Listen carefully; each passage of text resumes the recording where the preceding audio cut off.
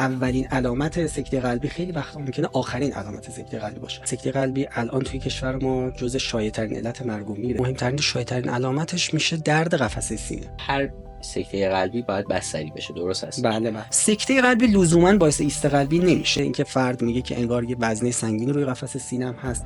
آیا امکان هستش که سکته قلبی بدون علامت باشه؟ از رفتارهای پرخطر مثل مصرف سیگار و الکل خودداری کنن. قرص زیرزبانی کاپتوپریل خیلی تاثیر زیادی روی سکته قلبی به صورت حاد نداره. آیا که جوونا میتونن دچار سکته قلبی بشن؟ عضله قلب یه قسمتیش از بین رفته. به نام خدا، عرض سلام و ادب و احترام دارم خدمت مخاطبین ویدیوکست و پادکست ایمهotep. امروز در خدمت دوست عزیزم جناب آقای دکتر سینا نادری هستیم. رتبه 5 کنکور سراسری سال 93، رتبه 6 آزمون دستیاری، رتبه 1 ورودی قلب آزمون دستیاری، دستیار تخصصی بیماری‌های قلب و عروق در دانشگاه تهران و مرکز قلب. آقای دکتر سلام و عرض ادب. سلام علیکم، سلام خدمت شما و بیننده های عزیز ما. امروز در خدمتون هستیم که حالا یه سری مطالب در مورد بیماری های شایع قلبی عروقی در واقع بحث کنیم. در خدمتتون هستم. بسیار همالی دکتر، من خیلی ممنونم که شما دعوت ما رو پذیرفتین. باعث افتخار برای من که میزبان شما هستم. قطعا اطلاعات شما بسیار زیاده. امیدوارم که بهره کافی بتونیم از علم شما ببریم.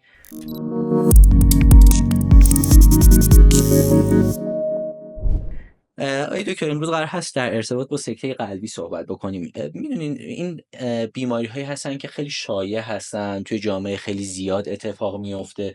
ما توی گفتمانی که مردم دارن با هم میشنویم که فلان فرد دچار سکته قلبی شد، این مشکل پیش اومد. هم میدونین یه ترسی نسبت به این بیماری هست. من میخوام امروز راجع به این صحبت بکنیم که آیا واقعا اون ترسه باید باشه نباشه، هم یکم آگاهی بخشی کنیم که آقا سکته قلبی اساساً چی هست، چی کار بکنیم، یه مقدار راجع به این مطالب صحبت بکنیم ببینیم بشه شکست. موافق هستین بحثو شروع کنیم؟ بله، من بسیار همالی، ممنونم. من گوشیو میگیرم دستم تقلبه برای اینکه سوالا فراموش نکنم. آقای دکتر، اساساً سکته قلبی یعنی چی؟ وقتی میگن یه نفر سکته قلبی کرده یعنی چی شده؟ چه اتفاقی افتاده تو بدنش؟ بله. قبل از اینکه من این سوالات رو جواب بدم، اینو اشاره کنم که سکته قلبی الان توی کشور ما جزو شایع‌ترین علت مرگ و میره توی افراد در واقع بزرگسال، بالای 40 سال تقریبا حساب کنیم. شایع‌ترین علت مرگ و میره. بعد از اون تازه تصادفات جاده‌ای و تروماها و آسیب‌ها هستن. یعنی اهمیت موضوع نسبتا زیاده و واسه همینه که معمولا همه مردم هم با توجه به این احتمال مرگ و میری که داره یه مقدار ترس زیادی در موردش هست. در مورد سکته قلبی من بخوام یه توضیح مختصری بدم. اتفاقی که توی سکته قلبی برای قلب میفته اینه که ما یه تعدادی رگ‌ها داریم توی قلب ما که مسئول خونرسانی به خود قلب هستن. قلب ما وظیفه‌ش اینه که پمپاژ بکنه خون رو به تمام بدن و بقیه ارگان‌ها، بقیه اندام‌ها رو خونرسانی بکنه.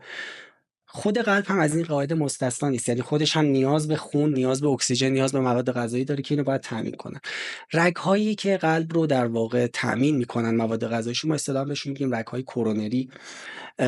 و توی سکته قلبی این رگ‌ها دچار تنگی شدید یا انسداد میشن و به صورت حاد یک سری علائمی که حالا در ادامه بهش اشاره خواهیم کرد در واقع برای فرد ایجاد میشه و باعث میشه که سکته قلبی اتفاق بیفته. پس در حقیقت عروقی که خود قلب رو در حقیقت مورد خونرسانی قرار میدن دچار مشکل میشه. بله. من یه چیز جالب بگم، وظیفه خود قلب خونرسانی به اعضای بدنه و یه سری رگ قرار هست به خود این قلب خونرسانی بکنن و توی این بیماری دقیقاً خود این رگ ها دچار مشکل. ولی که علائم سکته قلبی چیا هستش؟ یعنی چی بشه که من نسبت به خودم شک بکنم که من سکته کردم یا توی یکی از اطرافیانم؟ بله، مهمترین علامتی که در مورد حالا سکته قلبی در واقع ما داریم، مهمترین شایع‌ترین علامتش میشه درد قفسه سینه. البته ما هر درد قفسه سینه به معنای سکته قلبی نیست، به معنای گرفتگی رگ نیست لزوما، ولی ما دردهای قفسه سینه رو باید حتما جدی بشمریم، بهش رسیدگی بکنیم. حتما اگر دردی، مخصوصا درد جدید ایجاد شده باشه، باید بهش توجه بشه و از نظر قلبی عروقی حداقل یه بررسی اولیه انجام بشه. مهمترین علامت پس شد درد قفسه سینه. مدل دردش معمولا درداییه که درد قفسه سینه یه درد مداوم و احساس فشار روی قفسه سینه به صورت اینکه فرد میگه که انگار یه وزنه سنگین روی قفسه سینه‌ام هست. معمولا مریضایی که پیش ما میان اینجوری دردشون رو توصیف میکنن. انواع دردها داره، ممکنه مدل دردها فرق بکنه، ولی بیشترین و شایع‌ترین نوع دردی که ما در مورد دردهای قفسه سینه و در مورد دردهای قلبی داریم این مدل درد. علائم دیگه هم ممکنه در کنار در واقع درد قفسه سینه یا حتی بعضی وقتا به تنهایی بدون درد قفسه سینه در سکته قلبی دیده بشه که میتونم به تنگی نفس اشاره کنم. تنگی نفس که مخصوصا به صورت حاد و ناگهانی شروع بشه، در حالت تعریق شدید، بعضی وقتا بعضی از مریضهای ما دچار تهوع، علائم تهوع و استفراغ میشن و اگر خیلی علائم شدید باشه حتی ممکنه باعث کاهش سطح هوشیاری و در واقع به صورت مرگ ناگهانی هم خودش رو نشون بده. یعنی خیلی از یه تعداد زیادی از مریضها به صورت مرگ ناگهانی در واقع متوجه میشن که سکته قلبی دارن. یعنی اولین علامت سکته قلبی خیلی وقتا ممکنه آخرین علامت سکته قلبی باشه. برای همین که حتما باید مورد توجه قرار بگیره. من این چند تا سوال همینجا ازت می‌پرسم. من از میون صحبتاتون اینطور متوجه شدم که بعضی موقع‌ها میتونه درد جزء علائم نباشه، درسته؟ بله بله. یعنی همیشه با درد همراه نیست. بله، ما یه سری از مواردی داریم، مثلا توی بیمارانی که دیابت دارن، توی بیمارانی که مشکل کلیوی دارن، تو بعضی از افراد مسن یا یه سری بیماری خاص که درد کمتر حس میشه، ممکنه خیلی درد واضح بیمار ما نداشته باشه و با علائم دیگه و نشانه‌های دیگه و تغییراتی که مثلا ما توی نوار قلب، توی اکو و بقیه مسائل می‌بینیم متوجه بشیم که در واقع سکته قلبی اتفاق افتاده. با اینکه درد جزو شایع‌ترین علامته، ولی باید اینو حتما حواسمون باشه که لزوما همیشه ممکنه درد نباشه.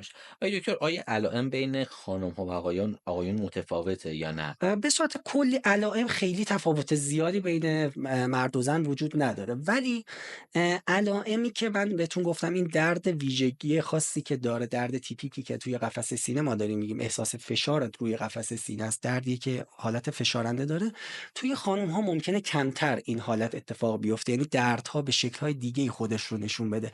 دردهای نقطه‌ای گهگاهی ممکنه داشته باشن یا دردهایی داشته باشن که جاهای دیگه‌ای از قفسه سینه‌شون رو به جز این وسط قفسه سینه رو در واقع درگیر کنه.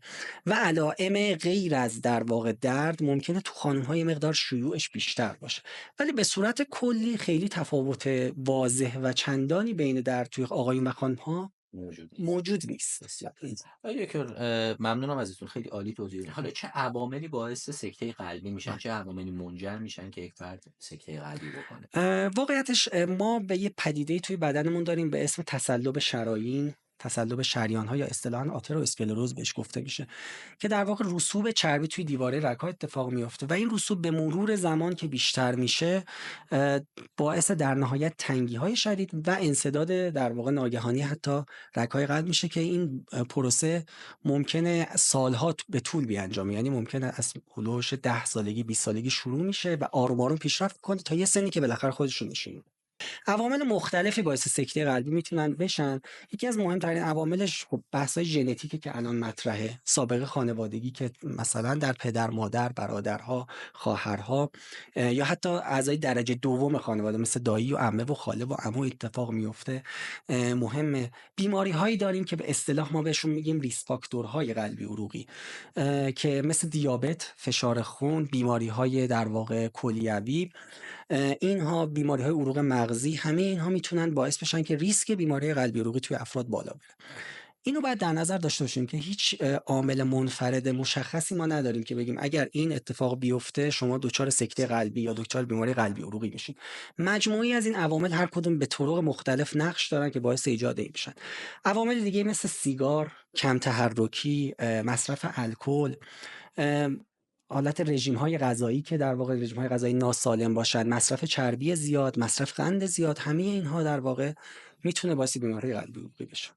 بسیار عالی توضیح دادید، من ممنونم از شما. آیا دکتر، سکته قلبی با ایست قلبی متفاوته؟ بله. ایست قلبی در واقع یک واژه کلی هست که در واقع قلب اگر از پمپاژ بایسته، از کار بیفته و دیگه نتونه خون رو پمپاژ کنه، به این میگن ایست قلبی.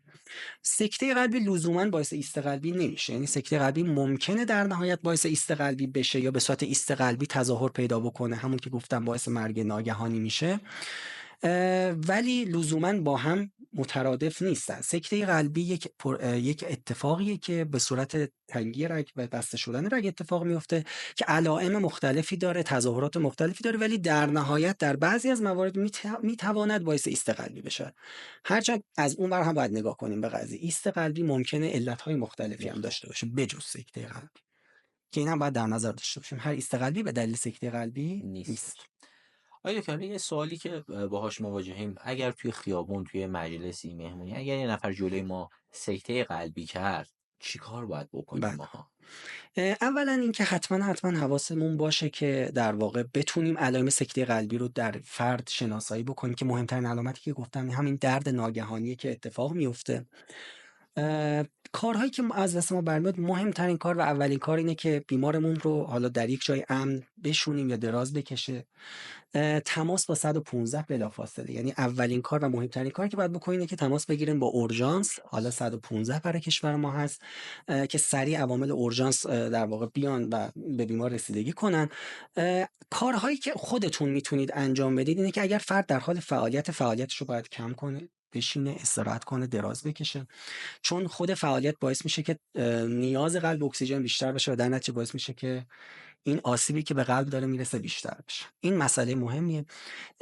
یک سری مسائل هست حالا به صورت شایع ما تو مریض هامون میبینیم که مصرف قرص آسپرین، خیلی وقتا میگن آسپرین. بله، هم آسپرین هست، هم حالا کپتوپریل یا قرص زبونی که خیلی شایع زبونی هم میاد، این میدم. قرص منو اینا چطوره؟ ببینید واقعیتش خیلی توصیه نمیشه این کار رو بکنید سر خود. کسی که خیلی تخصصی نداره یا حداقل علم پزشکی پرستاری و نداره، سعی کنه از دادن داروی سر خود به مریض خودداری کنه. این مسئله. البته خیلی از مریضایی که دچار سکته قلبی میشن، از قبل براشون بیماری قلبی عروقی شاید تشخیص داده شده، میدونن رگاشون تنگه، میدونن مشکل دارن، خیلی وقتا دردا رو از قبل داشتن. خیلی هاشون یه سری داروهایی دارن مثل همین قرص زیرزبونی، در واقع اصطلاحا ما قرص قرمز رنگ هست، تی ان جی بهش میگن، نیتروگلیسیرین بهش میگن. خیلی هاشون مریضا همراهشون دارن. اگر مریض از قبل استفاده میکرده، بد نیست که این رو استفاده بکنه.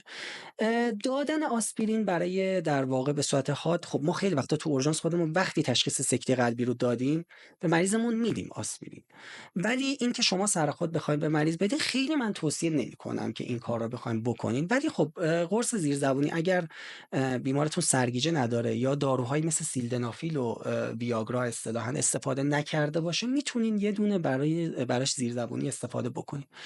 به صورت کلی من خیلی توصیه نمی‌کنم سر خود این کارو بکنید. میتونین هم از عوامل اورژانس زنگ میزنید 115 هم کمک بگیرین. اینجور وقتا خیلی کمک میکنه. میتونین از اونها بپرسین که در واقع من قرصی هست بتونم بهشون بدم یا نه. قرص زیرزبونی کاپتوپریل خیلی تاثیر زیادی روی سکته قلبی به صورت حاد نداره، بیشتر برای فشار خون استفاده میشه که باز اونم اصلا سر خود مصرف کردنش به هیچ وجه توصیه نمیشه.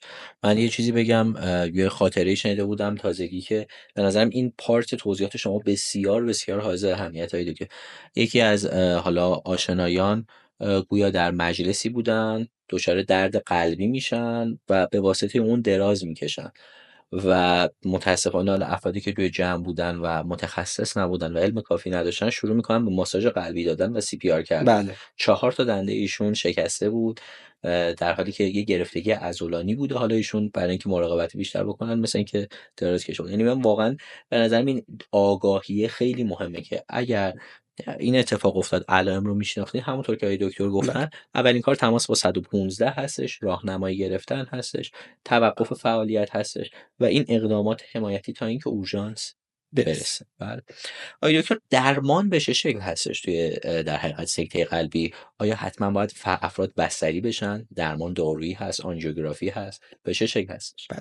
به صورت کلی مریضایی که با درد قفسه سینه میان توی اورژانس، حالا ما شرح حال میگیریم، معاینه میکنیم، نوار قلب میگیریم ازشون. بعد از این موارد حتی خیلی وقتا لازم میشه اکو هم برای مریض انجام بدیم. بعد از این موارد اگر تشخیص سکته حاد قلبی رو برای بیمار مطرح کردیم، بیمار ما حتما باید بستری بشه. یعنی سکته قلبی درمانش به صورت سرپایی یا این که مریض بخواد بره بیرون بشینه منتظر باشه، نمیدونم بره جای دیگه، توصیه نمیشه. مریض حتما باید بستری بشه. اقدامات دارویی اول کار ما حتما انجام میدیم برای مریضامون، از جمله همون آسپرینی که من گفتم. یه سری داروها داریم برای کاهش درد میدیم، یه سری داروها داریم برای گرفتگی رگشون میدیم بهشون تا کمک کنه جریان خون رگاشون بهتر بشه. و بعد از اینکه بستری شد مریض ما، بسته به میزان اورژانسی بودن این سکته قلبی، اینکه این سکته قلبی برای بعضی از موارد خاص باعث انسداد کامل رگ شده یا انسداد جزئی رگ شده، ممکنه نیاز باشه که آنژیوگرافی به صورت بسیار اورژانسی برای بیمار در واقع انجام بشه، که آنژیوگرافی هم در واقع با تزریق ماده رنگی داخل رگ اتفاق میفته و رگ‌های ما یه عکسی به قول عکس رنگی از قلب میگیریم، از رگ‌های قلب میگیریم، در صورتی که بسته باشه رگ، انسداد واضح داشته باشه یا انسداد حاد داشته باشیم، رگ‌ها رو باز میکنیم از طریق آنژیوپلاستی اصطلاحاً بهشون میگن. بعضی از موارد سکته قلبی هست که به صورت اورژانسی نیستن، یعنی گرفتگی واضح رگ نداریم، اینها رو میتونیم با فاصله بیشتری در واقع در طی روزهای آینده آنژیوگرافی بشن. ولی به صورت کلی توصیه میشه همه بیماری‌های سکته قلبی، همه کسایی که با سکته قلبی بستری میشن، از نظر رگ‌های قلبی بررسی بشن. حالا خیلی از مریضامون تقریبا آنژیوگرافی میشن، ولی خب ممکنه بعضی وقتا کارهای دیگه‌ای هم برای مریضامون انجام بدیم. در نهایت بعد از آنژیوگرافی حالا ممکنه برای بیمار فنر گذاشته بشه، یا بالون دارویی زده بشه، یا کار خاصی اتفاق نیفته، یا حتی کار به عمل جراحی باز قلب کشیده بشه، که بسته به نوع گرفتگی رگ ما اینها رو دیگه تصمیم میگیریم و بعد به مریضامون اعلام میکنیم که چه درمانی براشون قراره در نظر گرفته بشه. بسیار عالی توضیح دادید که من فقط چند تا سوال ازتون بپرسم. بله اولا اینکه فرمودین هر سکته قلبی باید بستری بشه، درست هستش؟ بله بله. آقای دکتر، آیا همه افراد نیاز به آنژیو دارن؟ فرمودین فکر می‌کنم نه.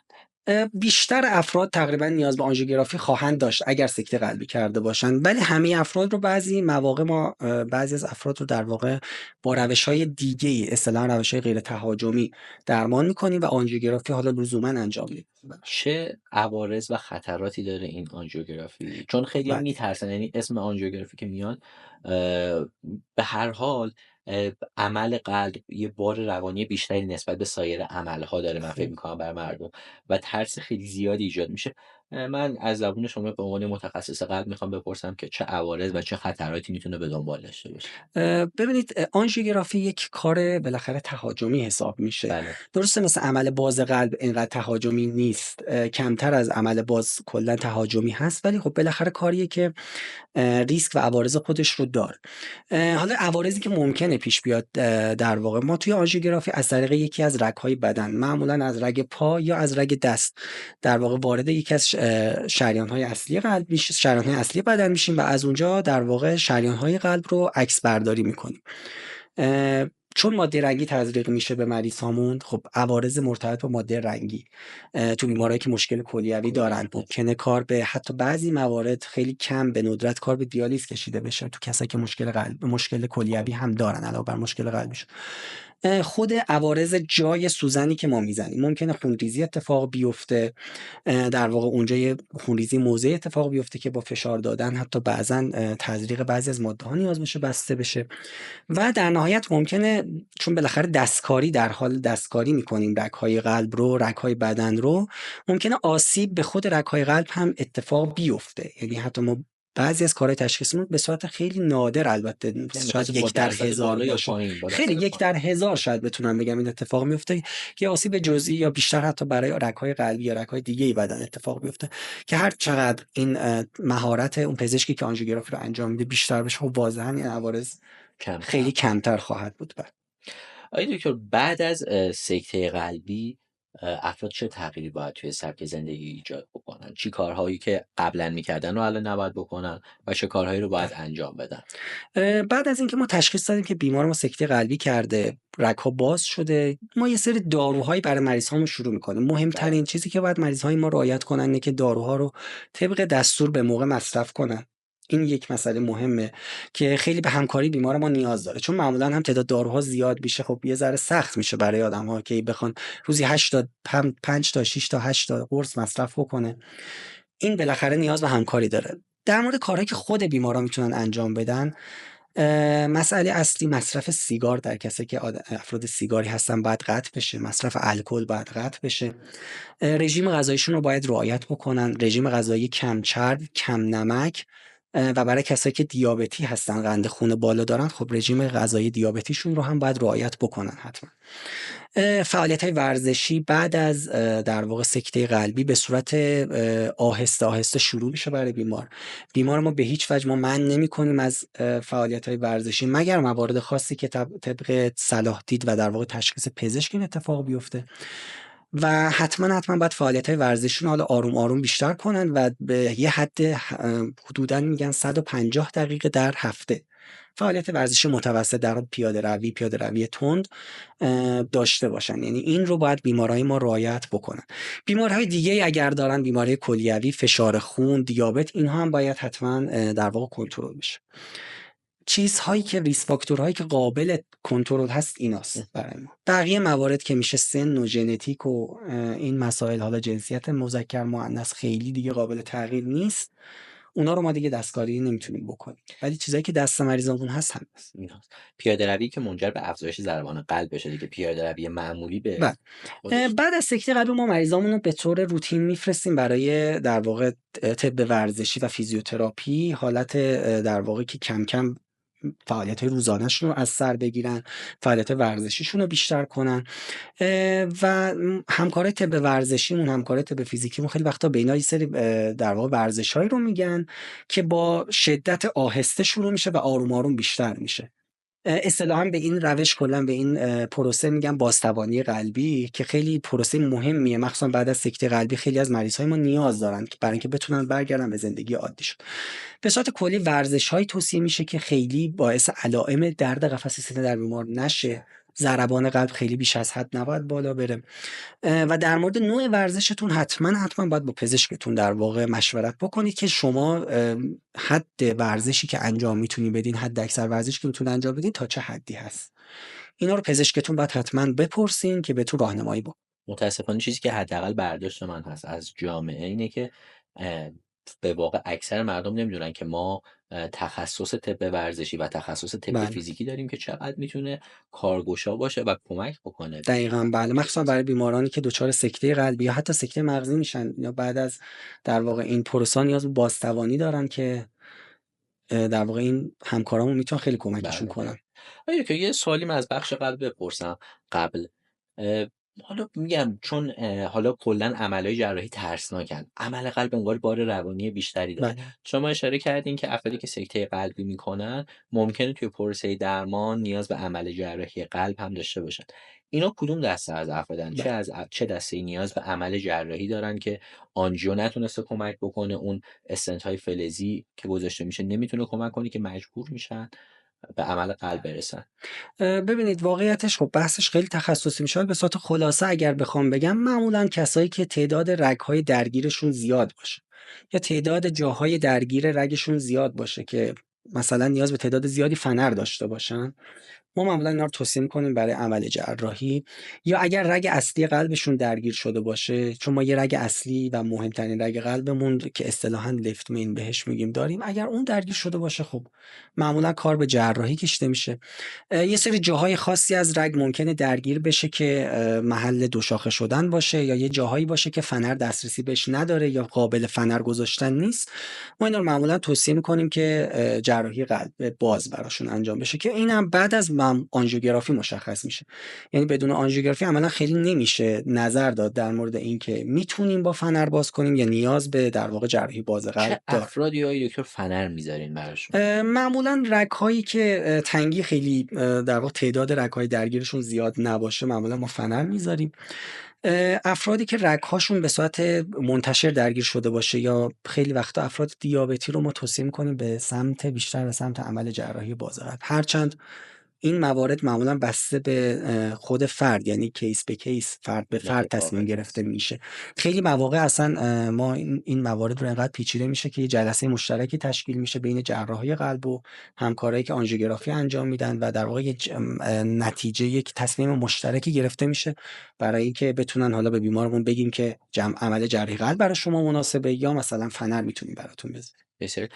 که یه سوالی هم من بپرسم، پروسه درمان مثلا دیابت میمونه که یک فرد بیماریش درمان نمیشه و همیشه باید کنترل بکنه، مثل هایپرتنشن، مثل فشار خونی که درمان نمیشه باید کنترل بکنه و مصرف داروها مداوم هست. یا نه ما میگیم که 2 ماه دارو تو بخور خوب میشی، همه چیز اصلاح میشه و دیگه نیاز به ادامه دارو نیست. اینو همیشه بفهمید. بله بله، نه دقیقا همون مدلی که فرمودین، مثل دیابت و بیماری فشار خون، اینها بیماری های مزمن هستن.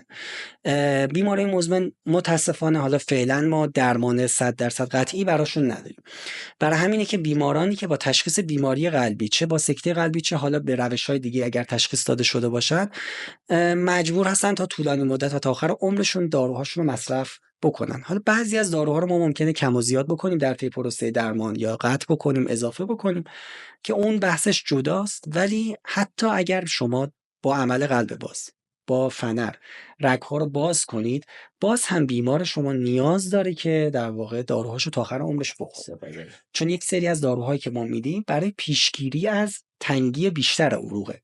یعنی شما ممکنه فقط یکی از رگاتون یه جای مشخصی تنگی داشته باشه، ما بخوایم فنر بزنیم باز شه همه چی خوب، ولی باز هم نیاز به درمان هست تا این در واقع باعث بشه که اولا اون فنر دچار تنگی نشه مجدد، و اینکه رگ‌های دیگه دچار درگیری نشن.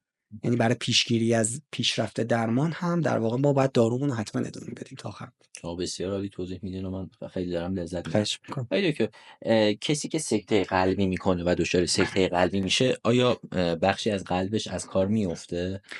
بله، اینم بهتون بگم، وقتی یک رگ دچار توی قلب حالا گرفتگی پیدا میکنه، این رگ مسئول خونرسانی به قسمتی از عضله قلب هست. بله. ما تعداد زیادی رگ قلب داریم که هر کدوم یه قسمت‌های خاصی از قلب رو در واقع پوشش میدن. بسته به اینکه علائم فرد از کی شروع شده باشه، تایمی که طول میکشه تا اون رگ باز بشه و در واقع کدوم رگ باشه، کجای رگ درگیر شده باشه، بله این اتفاق میفته. یک قسمتی از عضله قلب، ممکنه یک قسمت کوچیک باشه یا یک قسمت خیلی بزرگ باشه، دچار آسیب میشه و از بین میره. کل هدف ما از باز کردن رگ قلبی این هست که اون قسمتی که از بین رفته، خب قسمت کوچیک یا بزرگ رو دیگه شاید نتونیم برگردونیم، متاسفانه فعلا علممون انقدر پیشرفت نکرده. هدف ما اینه که اون تنگی رو باز کنیم که این اتفاق، این مردن بافت، این مردن سلول ها پیشرفت نکنه و در واقع کل اون مسیر رگ در واقع دچار اصطلاحاً نکروز و دچار از بین رفتن عضله قلب نشه. بسته به اینکه درگیریمون چقدره، خب ممکنه باعث بشه که پمپاژ قلب بیمار ما ضعیف‌تر بشه. هر چقدر مریضای ما زودتر مراجعه کنن، زودتر تشخیص داده بشه، زودتر درمان بشن، این میزان آسیب، میزان مردگی بافت کمتر میشه و خب به تبع اون علائم بعد از در واقع مرخص شدن بیمار در سالهای آینده وضعیت بیمار ما خیلی بهتر خواهد شد. هر چقدر دیرتر بیان متاسفانه خب خیلی وقتا ما دیگه کار بیشتری از دستمون بر نمیاد، چون آسیبیه که وارد شده و عضله قلب یه قسمتیش از بین رفته. بر همین بعد حتما تایم مهمه که چه زمانی در واقع مریضای ما مراجعه میکنن. برای همینه که ما دوست داریم مریضای ما نسبت به این مسئله آگاهی بیشتری پیدا کنن که هر چه سریعتر وقتی علائمشون شروع شد زودتر مراجعه کنن تا ما بتونیم زودتر بهشون کمک کنیم و این آسیب کمتر بشه. آیا که حالا که مسیر صحبتمون تا اینجا اومده، روش پیشگیری چی هستش؟ چه کارهایی رو باید انجام بدن؟ سبک زندگیشون باید به چه شکل باشه و چه کارهایی بکنن که دچار یک همچین بیماری نشن؟ اصلا آیا قابل پیشگیری هست یا نه؟ بله، ببینید من همونطور که گفتم بیماری قلبی عروقی با ریسک فاکتورهاش در واقع شناخته میشه. یعنی ریسک فاکتورها هستن که میتونن به تدریج باعث ایجاد بیماری قلبی عروقی و تنگی عروق بشن. مهمترین کاری که ما تو پیشگیری از بیماری قلبی عروقی میکنیم اینه که این ریسک فاکتورهای بیمار رو، فاکتورهای خطر بیمارمون رو کمتر میکنیم. برای افراد سالم دارم اینو میگم، یعنی برای افرادی که حتی بیماری قلبی شاید براشون تشخیص داده نشده یا خودشون خبر ندارن. همونطور که گفتم مصرف سیگار باید متوقف بشه. یکی از مهمترین روش‌های پیشگیری اینه. فعالیت‌های ورزشی باید بیشتر بشه. حتما توصیه میشه که حداقل 150 دقیقه در هفته فعالیت ورزشی متوسط بیمارامون، افراد جامعه به صورت کلی داشته باشن. رژیم غذایی همونطور که گفتم مهمه، کم چرب، کم نمک رعایت بشه. اگر بیماری‌های دیگه مثل دیابت، فشار خون، بیماری کلیوی در واقع اگر داریم، اینا باید حتما خوب کنترل بشه. بیمارانی که قند خون دارن، یکی از مهمترین ریسک فاکتورها قند خون و فشار خونه که اینا باید حتما خوب قندشون کنترل بشه. هر چقدر قند بهتر کنترل بشه، ریسک بیماری قلبی عروقی درشون کمتر میشه. و یه مسئله مهم دیگه هم که هست اینه که خب الان من آدم سالمیم، هیچ علائمی هم ندارم، یه آدم حالا 30 ساله، 40 ساله، 50 ساله فرق نمیکنه تو هر سنی، من چی کار میتونم برای در واقع پیشگیری از بیماری قلبی عروقی بکنم؟ به صورت کلی ما توصیه گایدلاین های اروپایی و آمریکایی هست که از حدود 20 سالگی به بعد بیماران باید حتما این ریسک فاکتورهایی رو که ما بهشون گفتیم توجه داشته باشن. اگر هر کدوم از اینها رو دارن، در واقع سعی کنن اینها رو اصلاح کنن. حالا رژیم غذاییشون رو درست کنن، ورزششون رو بیشتر کنن، سبک زندگیشون رو بتونن عوض کنن، بیماریاشون رو کنترل کنن. ولی به این معنی نیست که هر کسی هم هیچ علامتی نداره باید بره حتما آنژیوگرافی بشه یا رگای قلبش بررسی بشه. نه، اینجوری نیست. اگر کسی علائمی مثل درد قفسه سینه، مخصوصا دردهایی که موقع فعالیت ایجاد میشه داره، باید حتما به پزشک قلب مراجعه کنه و بررسی بشه کنه تو هر سنی که بخواد. بله. ولی به صورت کلی ما توصیه‌مون اینه که بعد از 20 سال افراد ریسک فاکتورهاشون رو کنترل کنن. اگر علائم داشتن مراجعه کنن به پزشک تا غربالگری براشون انجام بشه. یه نکته‌ای که فقط من باید اضافه کنم بهش در مورد سابقه خانوادگی، چون توی بیماری قلبی عروقی ما سابقه خانوادگی برامون مهمه. بله. اگر افرادی توی خانوادهشون سابقه بیماری قلبی عروقی، گرفتگی رگ، سکته قلبی، حتی سکته مغزی دارن، اینها باید زودتر مراجعه کنن. ما معمولا سن 55 سالگی برای آقایون و سن 65 سالگی برای خانم ها رو در واقع پیشنهاد میکنن که اگر از این سن پایینتر کسی دچار این علائم شد، افراد خانواده حتما باید بررسی بشه. چون که ما خیلی وقتا با اکو، تست ورزش، سری روش های دیگه، اسکن هسته‌ای برای بعضی از بیمارانمون نیاز باشه، غربالگری رو برای بیماران انجام. جناب دکتر، چکاپ های مرتبط با بیماری های سکته قلبی به چه شکل هست و آیا افراد سالم جامعه هم باید چکاپ بکنن خودشون رو؟ یعنی همونطور که گفتم مهمترین چیزی که هست که این ریسک فاکتورهاتون رو رعایت کنید. اینکه آزمایش خاصی باشه من بگم یک آزمایشیه که ما میدیم میگه شما بیماری قلبی داری نداری، ما همچین چیزی نداریم متاسفانه. اگر هم جایی بهتون گفتن این حالت در واقع بیشتر برای تبلیغات و نمایش و این داستانا، خیلی توصیه‌ای برای آزمایش نداره.